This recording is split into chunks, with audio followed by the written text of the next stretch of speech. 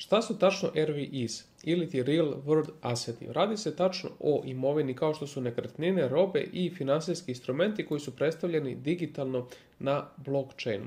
Što se tiče samih RWIs, oni su u suštini fizička imovina koja postoji u stvarnom svetu, ali ta imovina je tokenizovana kako bi se njime trgovalo i upravljalo na blockchainu. Dakle, ukoliko imate neki aset u stvarnom svetu, kao što je na primjer kuća ili kao što su na primjer kola, možete taj aset prodati putem tehnologije kao što je blockchain i tokenizovati same asete. Što se tiče samoga procesa, proces tokenizacije uključuje samo kreiranje digitalnih tokena i ti tokeni predstavljaju vlasništvo ili udeo u fizičkoj imovini.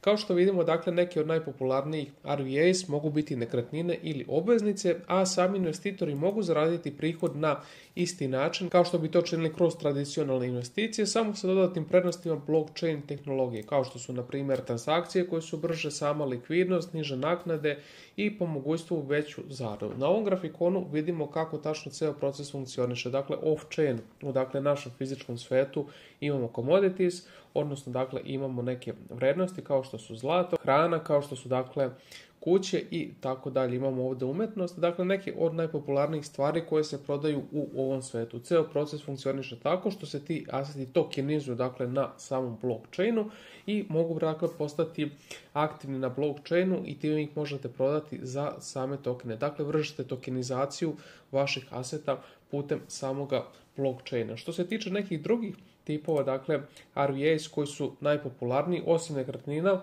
i roba koje smo pomenuli, postoji neki finansijski instrumenti i umetnost i kolekcionarstvo. Umetnost i kolekcionarstvo će u ovom slučaju biti najinteresantnije jer se radi, možemo reći, o NFT-ovima. Kao što znamo, NFT su već popularni duži niz godina. Same NFT-eve iz stvarnog sveta možemo tokenizovati na blockchain. Ukoliko ste pratili NFT-eve pre jedno 3 ili 4 godine, mogli smo da vidimo popriličan broj pravih možemo reći NFT-ova, odnosno možemo u to vreme reći fotografija koje su se bile koristile dugo godina i u tom momentu neko je želeo da tokenizuje sam NFT i da ga proda na blockchainu i to su uradili. Prodali su sam NFT na blockchainu za kriptovalute.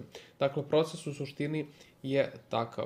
Što se tiče nekih najpoznatijih kripto projekata, možemo pomenuti svakako da je Chainlink najveći ili najpoznatiji kripto projekat. Radi se o decentralizovanoj Oracle mreži koja omogućava pametnim ugovorima, to je smart kontrakcijama na blockchainu da komuniciraju sa spoljnim podacima. Ovdje imamo neke druge projekte koje su poznati, prepoznat ćete naravno MarketDAO, Aave, imamo još neke druge projekte, Microfinance je također poznat projekat. Što se tiče same prednosti, RWA tokena, kao što smo pomenuli veću likvidnost, možemo pomenuti i da imate frakcionalno vlasništvo. Vi možete imati udeo u samom vlasništvu nečega ili možete posjedovati potpuno vlasništvo. Imamo transparentnost i sigurnost.